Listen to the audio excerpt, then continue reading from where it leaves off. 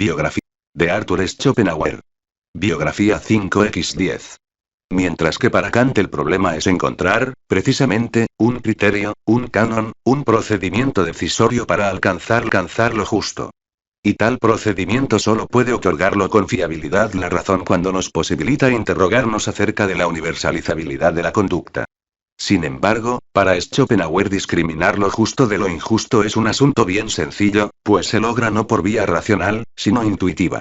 Y su preocupación fundamental no es la de discernir, sino la de ejecutar, la de mover a la voluntad.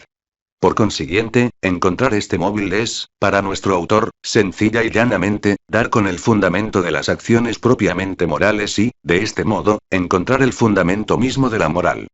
Pero insistamos en que para Schopenhauer hablar de fundamento de la moral es hablar no de principios, ni de criterios, sino de aquello que hay en el hombre que posibilita ubicarnos en el ámbito de la moralidad, y no en el de la mera animalidad. En efecto, para nuestro autor hay que distinguir entre el principio de la moral y el fundamento de la misma 2. Pues bien, a. Schopenhauer. Del dolor de la existencia al cansancio de vivir 48-130 compárese Ibid. p. 211. 131 Ibid. pp. 211, 212. 132 compárese Ibid. p. 163. 133 Ibid. p. 164. 134 Tendremos ocasión de ver cómo se vanagloria Schopenhauer de haber sido él quien ha dado con la clave que explique la moralidad en el hombre, algo que a Kant no le preocupa, pues a este último lo que le interesaba era determinar bajo qué condiciones el hombre es moral, y no qué resortes de su psicología explican la moralidad, como sí parece interesar a Schopenhauer. Merece la pena, en este sentido, que nos detengamos en un interesante texto, en el que deja meridianamente clara su postura frente a la de Kant, pero que para nosotros tiene la utilidad de que hace invulnerable a Kant frente a sus críticas. Quizás se me querrá oponer que la ética no tiene que ver con cómo actúan los hombres, sino que es la ciencia que indica cómo deben actuar. Pero ese es justamente el principio que yo niego después de haber mostrado suficientemente, en la parte crítica de este tratado, que el concepto de obligación, la forma imperativa de la ética, solo tienen validez en la moral teológica, mientras fuera de ella pierden todo sentido y significado. En cambio, yo señalo a la ética el fin de interpretar, explicar y reducir a su fundamento último la muy diversa conducta de los hombres en el aspecto moral. De ahí que para descubrir el fundamento último de la ética no quede otro camino más que el empírico, o sea, el investigar si es que hay acciones a las que tengamos que reconocer auténtico valor moral, como serán las acciones de la justicia voluntaria, de la pura caridad y de la verdadera nobleza. Entonces habrá que considerar a estas como un fenómeno dado que tenemos que explicar correctamente, es decir, retrotraerlo a sus verdaderos fundamentos y demostrar así el resorte particular que mueve al hombre a acciones de ese tipo específicamente distinto de todos los demás. Ese móvil, junto con la receptividad a él, será el fundamento último de la moralidad, y su conocimiento, el fundamento de la moral. Este es el modesto camino que señalo a la ética. Aquel a quien, al no construir ninguna construcción a priori ni legislación absoluta para todos los seres racionales in abstracto, no le parezca suficientemente elegante, catedralicio y académico, puede retornar al imperativo categórico, a la divisa de la dignidad humana, a las expresiones huecas, las quimeras y las pompas de jabón de las escuelas, a los principios de los que la experiencia se burla a cada paso y de los que, fuera de las aulas, ningún hombre sabe y ha experimentado nunca nada. En cambio, la experiencia está del lado del fundamento de la moral resultante de mi camino, y proporciona cada día y cada hora su callado testimonio. Compárese los dos problemas fundamentales de la ética, pp. 220, 221. 135 Para Schopenhauer, la referencia kantiana a la dignidad como algo derivable de la autonomía del sujeto no pasa de ser un mero adorno, que los moralistas poskantianos han utilizado para encubrir, dice, la falta de fundamentación de la moral. Pero para Schopenhauer decir que la dignidad expresa un valor absoluto es decir algo incomprensible, pues todo valor es relativo. Se ve que Schopenhauer no está dispuesto a concederle más relevancia, pues sabe perfectamente que ahí está la posibilidad objetiva de fundamentar la ética, y él, en cambio, quiere atribuirse el mérito de haber fundamentado la moral en la compasión. Compárese Ibid. pp. 193, 194. Ahora bien, la experiencia nos muestra que por raros y contados que sean, hay hombres capaces de actuar sin tener en su corazón ninguna otra mira más que la de auxiliar al que ven necesitado. 141. La pregunta, entonces, consiste en averiguar qué puede mover al hombre a acciones de ese tipo. Investigación esta que, añade Schopenhauer, de tener éxito, tiene que revelar necesariamente el auténtico móvil moral. Con lo cual, dado que en él se ha de apoyar toda ética, quedaría resuelto nuestro problema. 142. Porque si negamos que existen tales acciones, entonces la moral se ha quedado sin objeto y no hay más de qué hablar. 143. En efecto, junto a las acciones de tipo egoísta, ancladas en la mera biología, en la mera inclinación animal, por sofisticada que a veces pueda llegar a ser, hemos de presuponer o aceptar que existe otro tipo de acciones cuya fuente no es la mera satisfacción de un instinto, una inclinación o un deseo.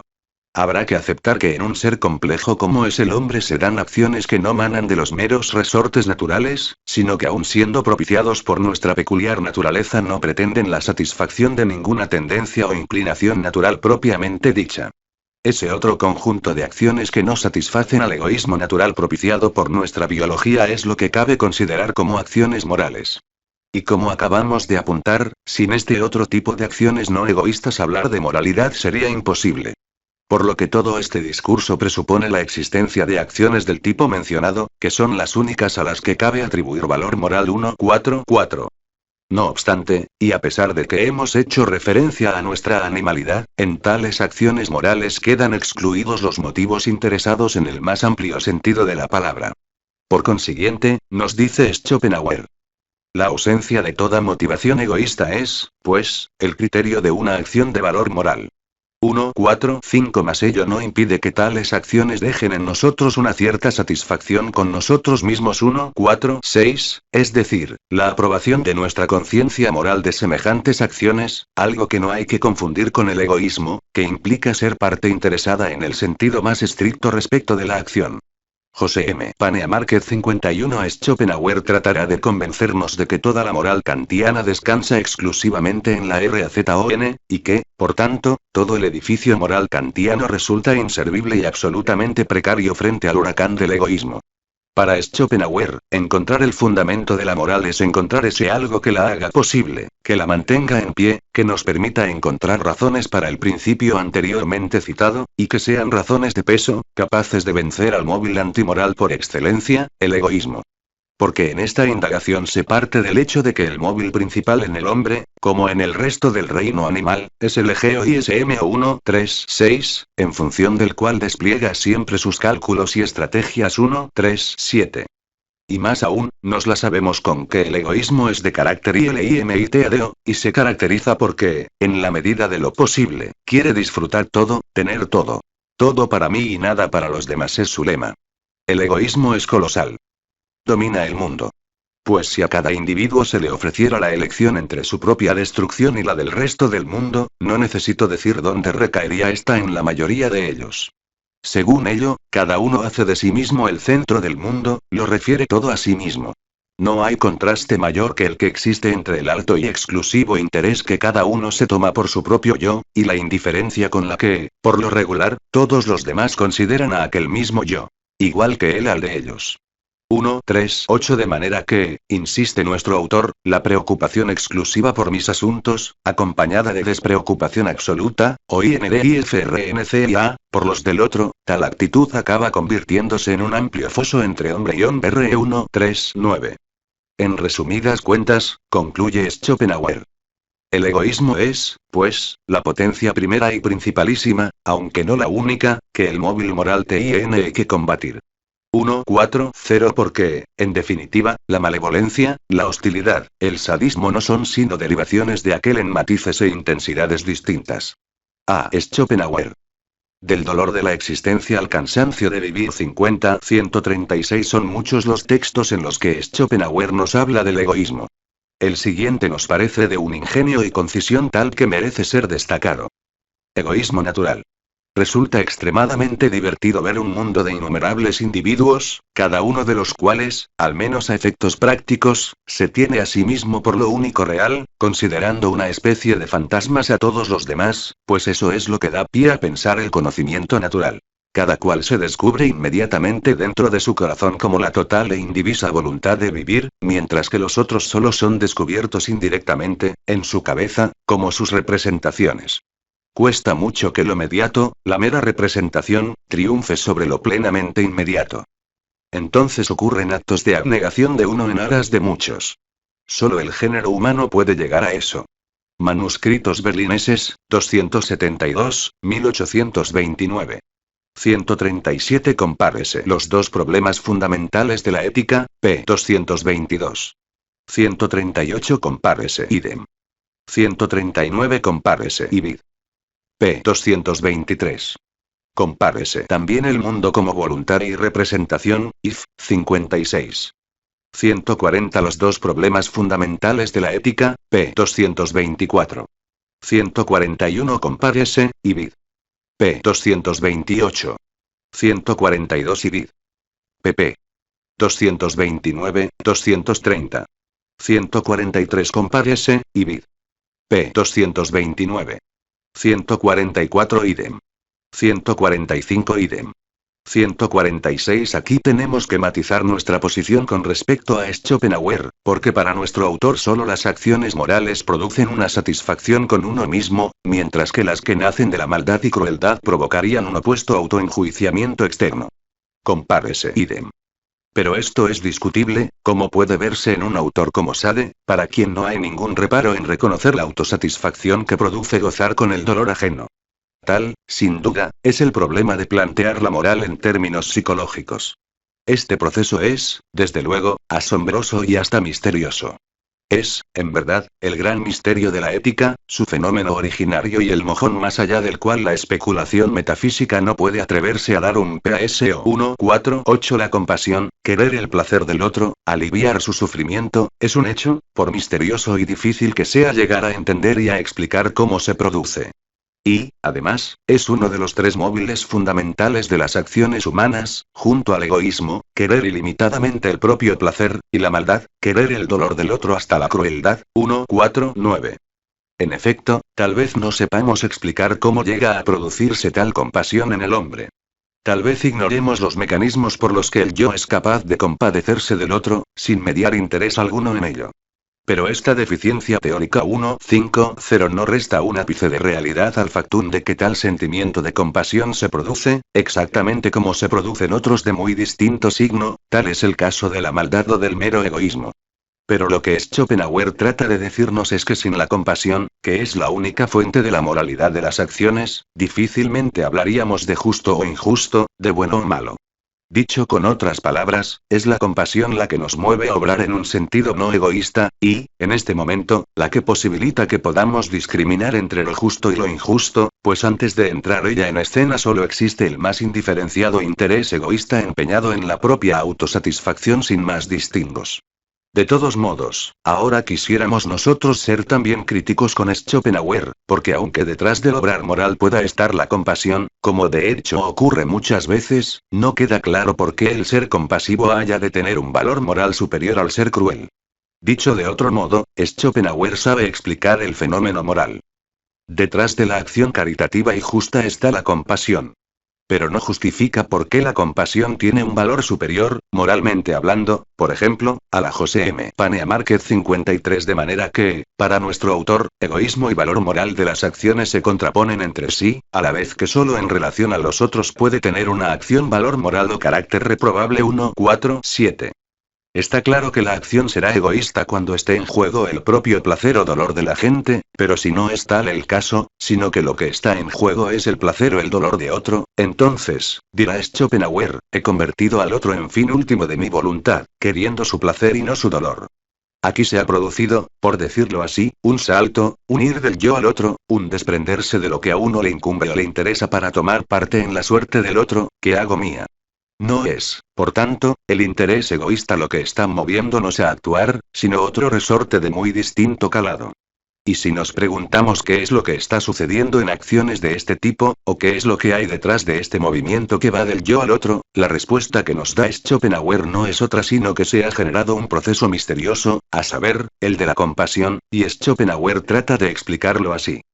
Pero eso supone necesariamente que yo compadezca, mitlide, directamente en su dolor como tal, que sienta su dolor como en otro caso solo siento el mío y que, por lo tanto, quiera inmediatamente su placer como en otro caso solo el mío.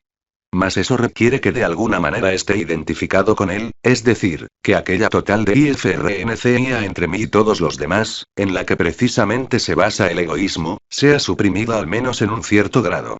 Pero, dado que no me hallo en la piel del otro, solo a través del CONOCIMINTO que tengo de él, es DCIR, de su representación en mi cabeza, puedo identificarme con él hasta el punto de que mi hecho manifieste la supresión de aquella diferencia. Pero el proceso aquí analizado no es imaginario o tomado del aire sino totalmente real y en absoluto infrecuente. Es el fenómeno cotidiano de la COMPASION, es decir, de la PARTICPACION totalmente inmediata e independiente de toda otra consideración, ante todo en el sufrimiento de otro y, a través de ello, en la obstaculización o supresión de ese sufrimiento, en la que en último término consiste toda satisfacción y todo bienestar y felicidad. Únicamente esa compasión es la base real de toda justicia LIBR y de toda caridad AUTENTICA. Solo en la medida en que ha surgido de ella tiene una acción valor moral. Y ninguna que surja de cualquier otro motivo lo tiene. En cuanto ella se suscita, el placer y dolor del otro me preocupan inmediatamente de la misma manera, aunque no siempre en el mismo grado, que en otro caso solo lo harían los míos. Así que ahora la diferencia entre él y yo no es ya absoluta. A. Es Schopenhauer. Del dolor de la existencia al cansancio de vivir 52-147 compárese Ibid. P. 231. 148 Ibid. pp. 232-233. 149 Merece la pena traer aquí a colación un breve pero interesante texto en el que Schopenhauer condensa muy bien lo esencial de su doctrina de los motivos. Ningún acto carece de motivo. Solo hay tres tipos de motivos que puedan mover a la voluntad. Buscar nuestro propio bienestar, el de otro, o el dolor ajeno. Por consiguiente, en nuestra naturaleza solo hay tres cuerdas que los motivos pueden hacer sonar, esto es, no hay sino tres fuentes de toda acción. 1. El egoísmo, interés. 2. La compasión y 3. La crueldad. Todo acto humano tiene que poder verse reducido fácilmente a una de tales cosas. Las acciones basadas en la superstición religiosa derivan del egoísmo, todas las acciones nobles y virtuosas de la compasión. La venganza supone crueldad. Manuscritos berlineses, 115, 1824. 150 Pero junto a esta incapacidad de dar explicación de la compasión, nos gustaría subrayar que hay otra más grave. Schopenhauer no justifica por qué hemos de otorgar valor moral a la compasión, y no a la crueldad, y esto sí que es un problema filosófico de peso. Para nuestro autor, pues, la compasión es un hecho innegable de la conciencia humana como tal. Esto quiere decir que se da con independencia de su conceptualización, además de que no es el producto de la educación o de la costumbre, sino que emerge, eso sí, por un proceso, misterioso para él, de nuestra peculiar naturaleza humana.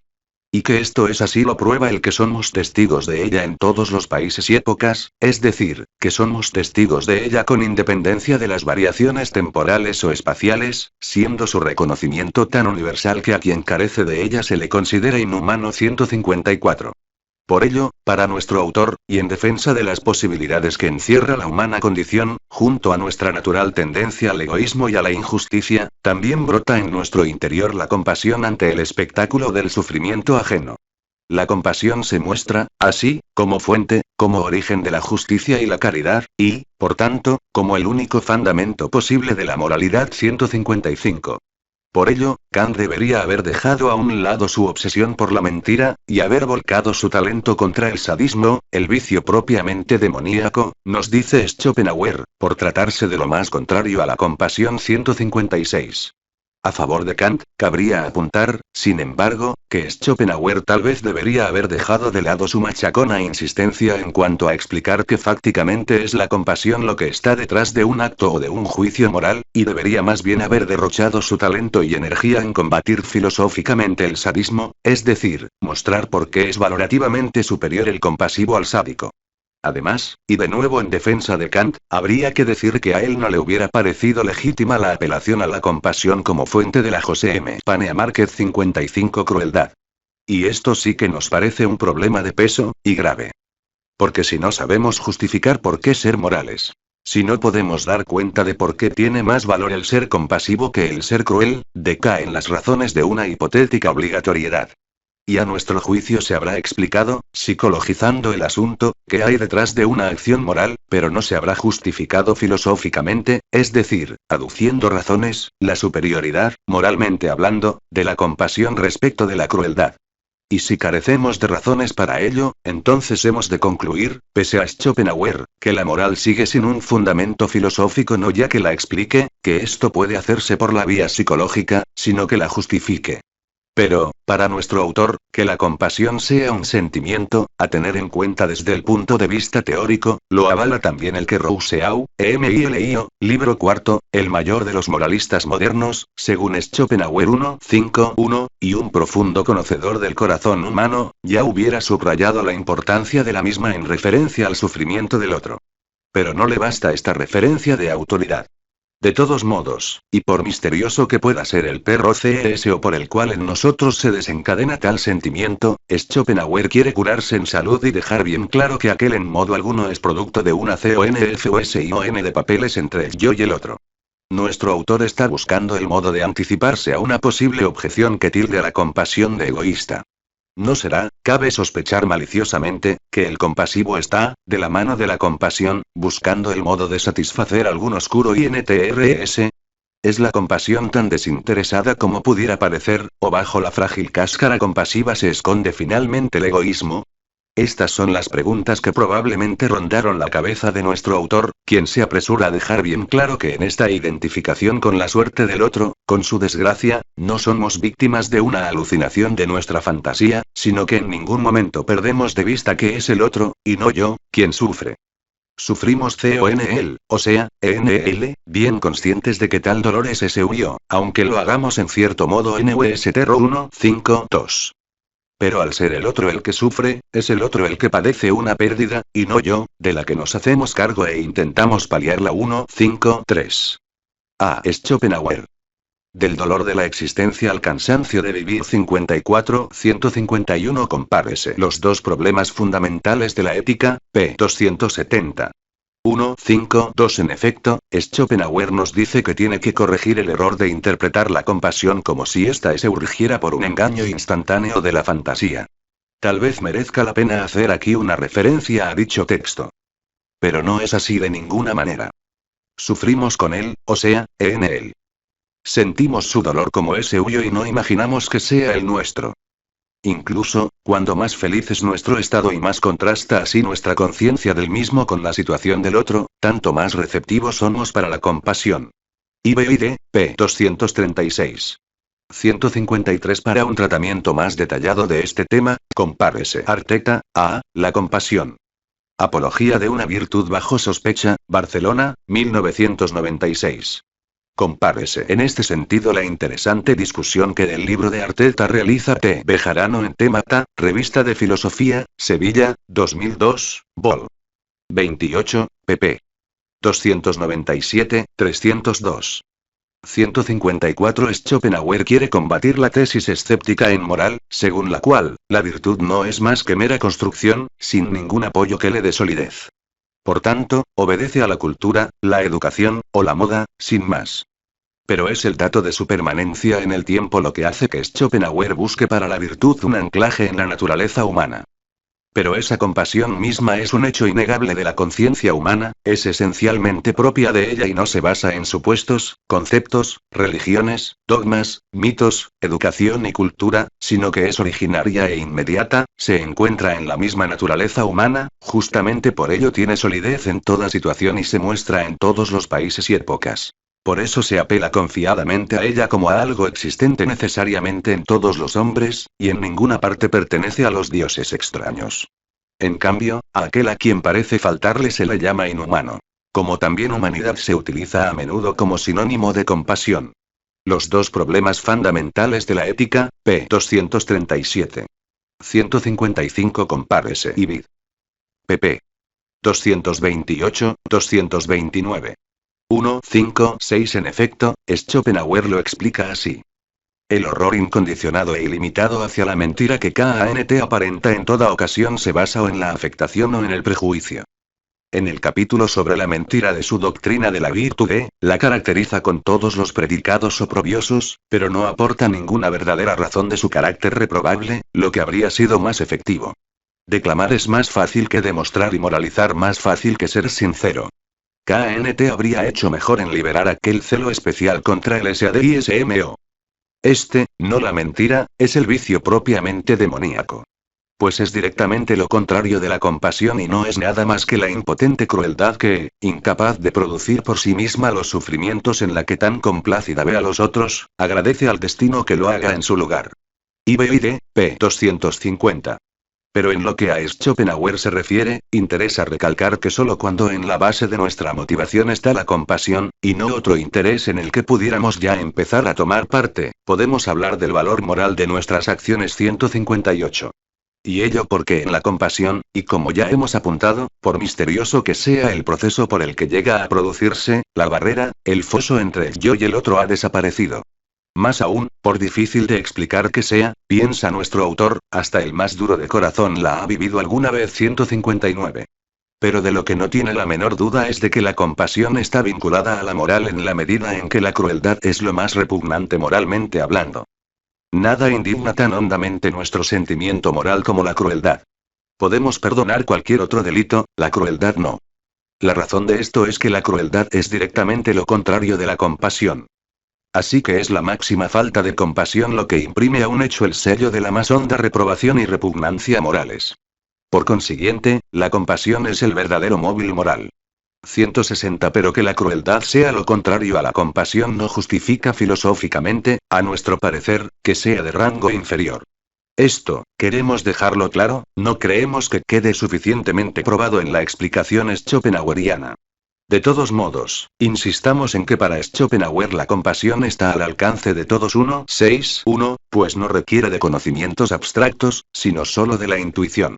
Pero entonces, si está tan al alcance de todos, ¿cómo se explica la diferencia en la conducta de los hombres? La respuesta que da no es José M. Panea Márquez 57 Moralidad. Ya hemos dicho, algo que Schopenhauer, aún sabiéndolo, ha pasado deliberadamente por alto, que para Kant la moral descansa en la dignidad del hombre. Tiene aquella, en este sentido, un fundamento objetivo, pues tal dignidad se vincula con nuestra peculiar naturaleza racional, capaz de autodeterminación, y ello con independencia del sentimiento o actitud que mostremos ante este o aquel hombre. Y es que Kant no aceptaría el fundamento propuesto por Schopenhauer, pues el que se deba o no hacer X no puede depender de algo tan contingente como la compasión. 157. Para Kant, se trata de averiguar si es racional o no es racional tolerar algo, hacer o dejar de hacer algo, con independencia de lo que podamos sentir en ese momento. Ya hemos aludido a que tal vez el criterio de universalizabilidad no sea un criterio fácil, y que tal vez Kant debería haber rentabilizado más su apelación a la dignidad humana, comprometida en cada acción, y no solo la del destinatario de la acción, sino incluso la del propio actor. Pero, en última instancia, para Kant, el sadismo, o la mentira, o la utilización del otro, en cualesquiera de sus formas para los fines propios son todas ellas conductas reprobables. Y sin embargo, aún no estando obsesionado con ella, confió en exceso en el ejemplo de la mentira para ilustrar sus puntos de vista, tal vez por ser aquella una vía frecuentemente utilizada por el hombre en la vida cotidiana a la hora de sortear las dificultades que encuentra al paso. A. Schopenhauer. Del dolor de la existencia al cansancio de vivir. 56. 157. Schopenhauer contrapone moral y egoísmo. Es cierto que el egoísmo es lo contrario de la moral, tal y como él la entiende. Pero no compartimos con él que la compasión sea lo único que posibilita la moral. Podemos obrar moralmente, es decir, sin mezcla de egoísmo, por alegría, moviéndonos la alegría del otro en la que queremos tomar parte y en la que nos ponemos manos a la obra. Además, podemos obrar moralmente, sencillamente porque debemos hacer algo, nos guste o no nos guste. Tal era el planteamiento de Kant, para quien con independencia de mi sentimiento, favorable o desfavorable, si debo hacer algo, lo debo hacer, sin más. Kant consideraba que era un asunto a abordar RACIONALMNT. Que yo deba hacer X o no deba hacerlo no puede depender de que me SINTAINCLINA debo hacerlo o a no hacerlo. Al final, piensa Kant, hay que preguntarse si X puede ser querido universalmente, o por el contrario, no puede ser querido que se convierta en una ley universal. Es el criterio de universalizabilidad el que se utiliza para dirimir si X debe o no debe hacerse. Se trata de un asunto puramente racional. Poner en marcha el criterio de universalizabilidad. Schopenhauer desconfió de tal criterio, porque, para nuestro autor, detrás del imperativo categórico hablaba el egoísmo. Para Schopenhauer, cuando me pregunto si algo puede ser querido universalmente estoy utilizando un mecanismo de razonamiento egoísta. Pero creemos, con Kant, que esto no es así. Que el único modo de saber si algo debe o no debe ser hecho sea poniéndome como posible destinatario de la acción, para poder representármela mejor en todo su alcance, no significa que el resultado del veredicto lo quiera o para mí, y no para todos. Pero tal vez Schopenhauer estuviera en lo cierto en que a la razón, para juzgar si X debe hacerse o no, no le baste ella misma, sino que tenga que echar mano de algún dispositivo sentimental para, poniéndonos en el lugar del posible destinatario de la acción, juzgar si la aprobamos o desaprobamos en sentido moral. Es decir, que tal vez sin el trasfondo del sentimiento no nos sería posible determinar si tal conducta sería universalizable, o no. Pero, en cualquier caso, aunque la razón se valiera aquí del sentimiento, el criterio sería RACIONAL, pues no estaría a merced de los vaivenes sentimentales, sino que la razón dictaría el deber universalmente y para todos los casos iguales, con independencia de nuestra situación emocional puntual en el momento en que la problemática se plantee. 158 Compárese. Biografía generada por Biografías en español.